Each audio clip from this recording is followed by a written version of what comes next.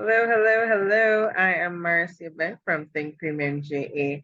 And I want to say, I'm not sure who this is for, but remember your current situation is not your final destination. Remember that things will get better. I mean, always remember that. No matter what you're experiencing right now, whatever your current situation looks like, whether it's debt, whether it's issues with your business, issues with your employees, suppliers, whatever it is, you're going to make it through this because God didn't bring you this far just to leave you where you are. And even if you're experiencing a crisis, as John Maxwell said, you never want to waste a good crisis. I know, right? Sounds strange, but come with me here. You see, the awesome thing about a crisis is that if you take the time to learn the lesson that the crisis is teaching you, you never have to repeat it again. That's right. You just go through it one time if you actually spend the time to go through the lesson. But here's the trick. You need to spend the time to actually learn the lesson the first time. Now, how do you even know if that's the right lesson that you're taking from the crisis? That's something that you have to personally work on. And with that catch, you need to know, focus on not necessarily just avoiding something that caused the issue, but working on yourself to find out what specifically within you gave birth to a crisis happening in the first place. What was the trigger for you that caused that insult to affect you as deeply? What was that trigger in you that caused you to slip back into a habit that was destructive that you've been trying to shed for a long time? What was it in you that attracted you to a troublesome employee or a troublesome loved one or troublesome supplier? What was it in you that you need to fix? And then you need to fix that. So it's not so much just avoiding a problem and saying, okay, I'm never going back to that particular storefront ever again because those people are unethical. No, what was it in you that led to you even looking on that person in the first place? Because I'm sure you know right and wrong at this point, right? For you to even get to that point where you can think of having a business. Correct me if I'm wrong here. So that's something that you need to focus on and learning the lesson. Yes, you'll always be challenged as you go through life. By learning the lesson, you'll set yourself up in such a way that even with how your business is set up, even with how you are personally, the previous experience that you had in the past won't work on you. Once you fix the trigger and you disengage it for all the electricians out there, there's no way any current or anything like that can go back to that switch. It's done. There's nothing there. You need to get to that point. Once you've gotten to that point, that's when you've learned to listen. I don't know how long it's going to take you, but that's just it. Somebody actually said this. A wise man said this, and I can't forget it. He's a mentor of mine. Faith without works is dead. And at the end of the day, you need faith to prove that. Sorry, you need works to prove that your faith is real. And true leaders actually do have faith that they can get their team through this. True leaders are actually not made in a crisis, though. True leaders are revealed in a crisis. And people love leaders who do great things during hard times. And, you know, and that's simply because those leaders allow people to have faith in themselves, have hope in themselves, have hope that things can change. And that's because that leader was willing to act when things were not going well. They were willing to act in a crisis. Most people stand still. Most people get afraid. Most people run away. Most people act. And that's how they're remembered. At the end of the day, people can identify with a crisis because, we're humans. And we're used to operating in a world where things are not going well, which is why people pay top dollar for people who can get rid of problems. You pay money to go to a doctor if you're feeling sick. You pay money to go to a dentist if you're having a really bad toothache. You will spend money on it if it's really an issue. If you need to do surgery tomorrow, I, I'm sure you'll figure it out, you know? So that's something that you need to look at.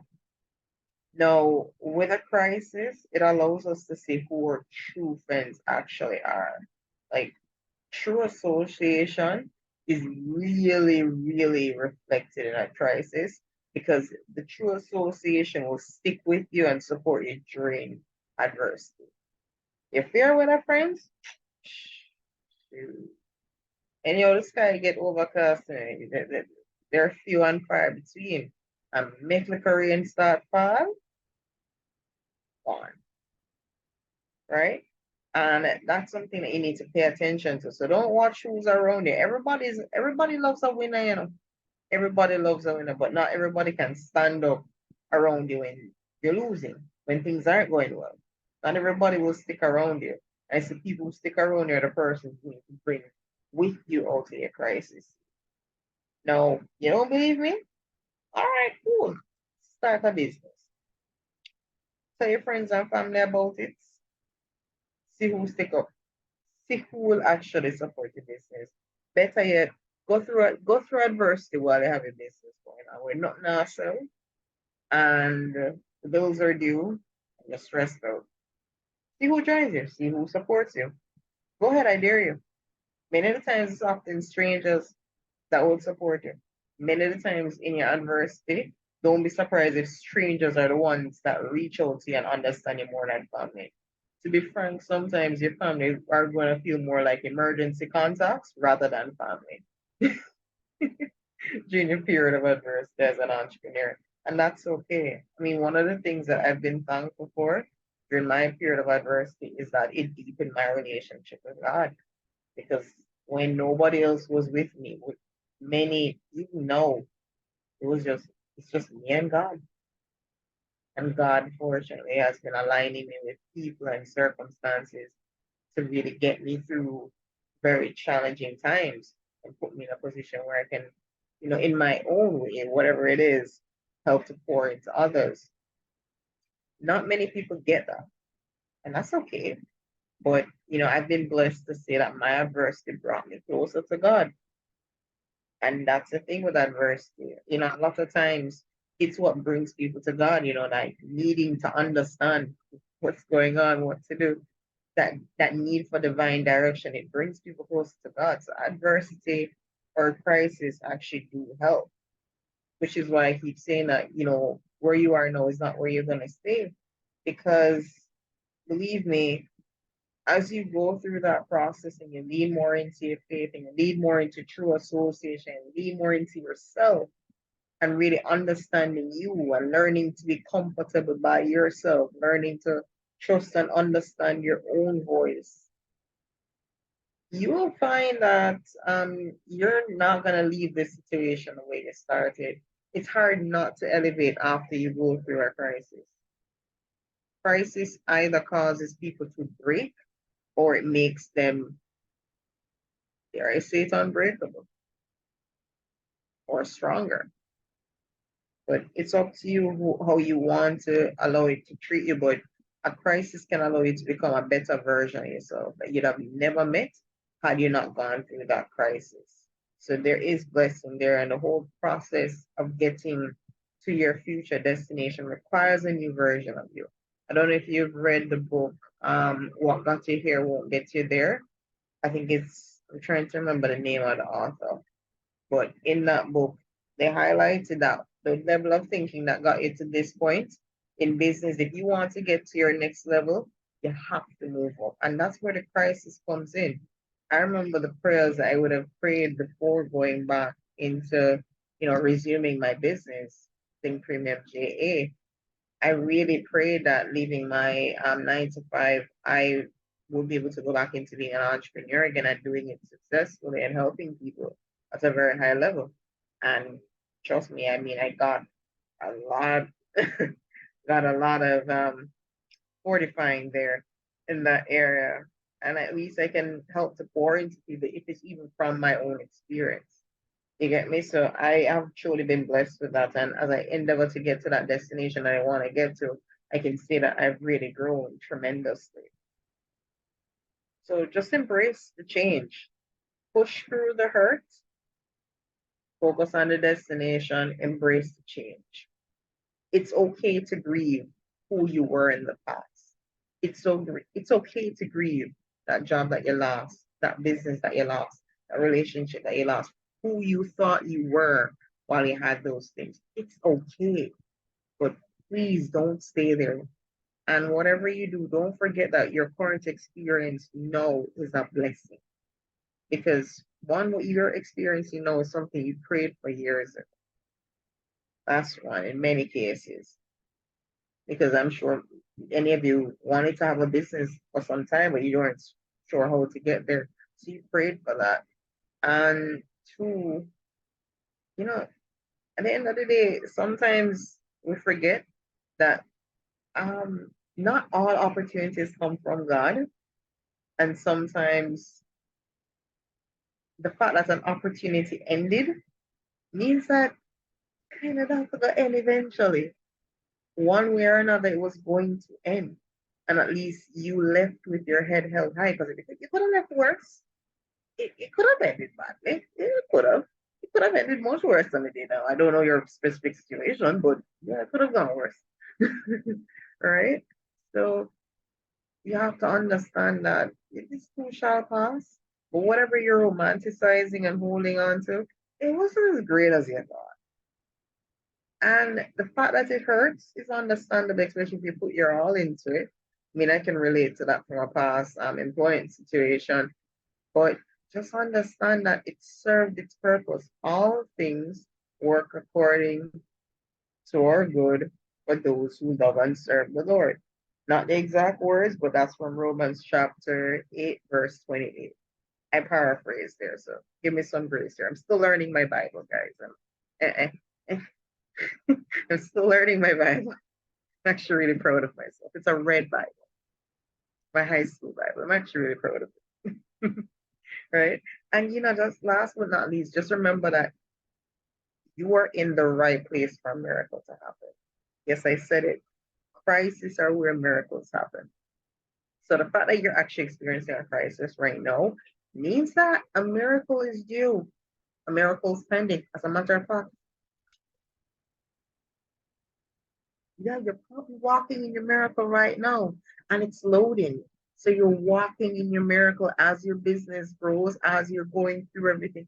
That's your miracle. So if you make it through this crisis, you'll be surprised that the things that you've been praying for were there. You just had to be another version of yourself to unlock it. Just like if you go to a new level in a game, it doesn't mean that different levels aren't there. It just means that your player isn't at that point where you've accumulated enough points to unlock it. So you're unlocking that new level so you can appreciate that new miracle or miracle that's been in your life that was there for you to manifest. Right? Now, the fact that you're experiencing a crisis definitely means you need to stand in faith. You need to stay in faith. You need to stay prayed up in relationship and in trusting God.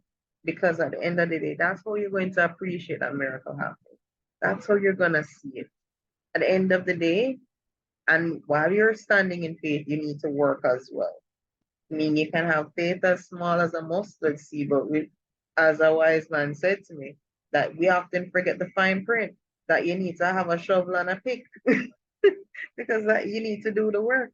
And faith as small as a mustard seed can move a mountain, but guess what? You need to have your shovel and a pick to move it up one shovel at a time. Because if you have your shovel and a pick, you can move mountains. Don't ask me how long it's going to take you. That's not the point. Don't ask me what it's going to look like at the end. That's not the point. Don't ask me why you have to do it by yourself. Don't ask me that either. That is not the point, and I cannot answer that question for you. What I can say is that eventually you'll get there through your faith, but you have to do the work. And here's an example of somebody who did the work. Remember Moses? The guy that parted the Red Sea with a stick? The stick that he walked with, right? A staff? Yeah, it was a stick.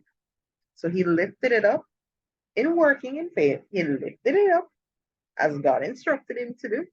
Even if it didn't make sense, even though, he wasn't sure how he was going to get him and the Israelites away from the Egyptians who were chasing them safely to the promised land, he lifted it up.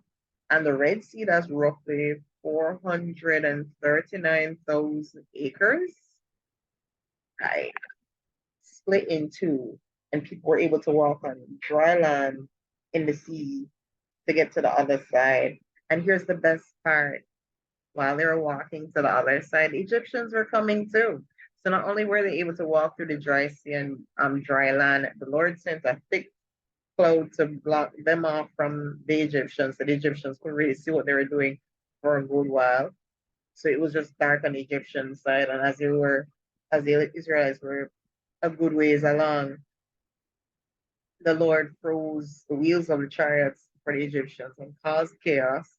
And then when all the Israelites got out through the Red Sea, he closed it up on everybody and drowned all the Egyptians just in time.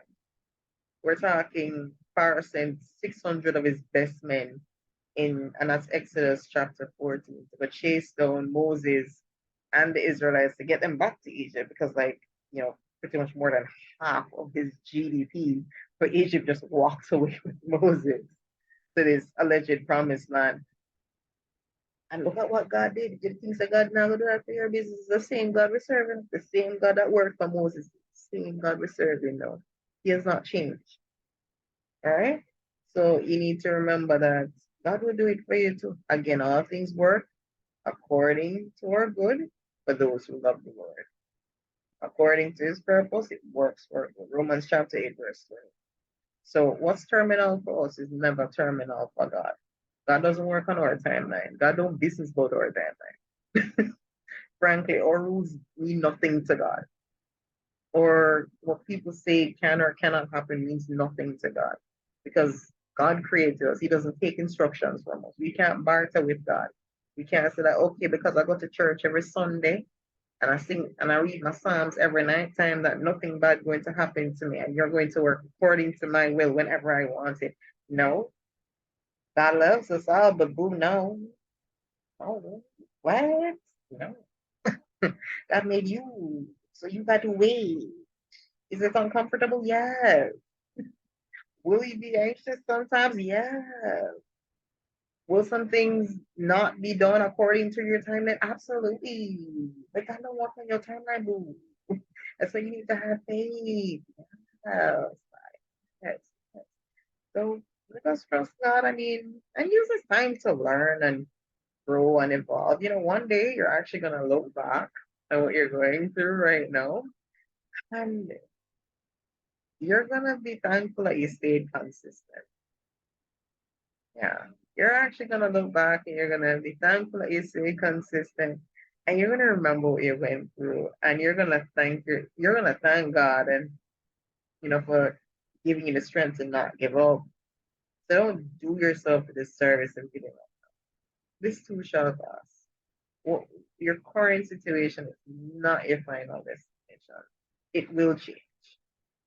Don't forget about God in the process, though, and your higher power when you get to your next destination, all right? Just remember that. Don't forget God or whoever the higher power is. All right, so that's it. Thank you so much for listening to me. Just a gentle reminder, I do offer social media marketing services like email marketing, blogging, other forms of sales copywriting, social media marketing. I do have 2 online courses, which I'm going to link in the bio down below. And I do offer business consultation services as well to help businesses to close more sales and to achieve their business goals. And not only that, I have an online store and I sell several products that you're probably going to be running out of in the next 2 weeks anyway, like laundry detergent, fabric softener, all-purpose cleaner, a wide variety of multivitamins, which everybody needs to take their vitamins daily. Use information provided below to reach out. And yeah, protein powders, meal replacement shakes, etc. So reach out. I'm happy to connect you with some awesome products that I've been seeing some great value from. And yeah, that's pretty much it for me. Take care and remember to never stop dreaming. Bye bye.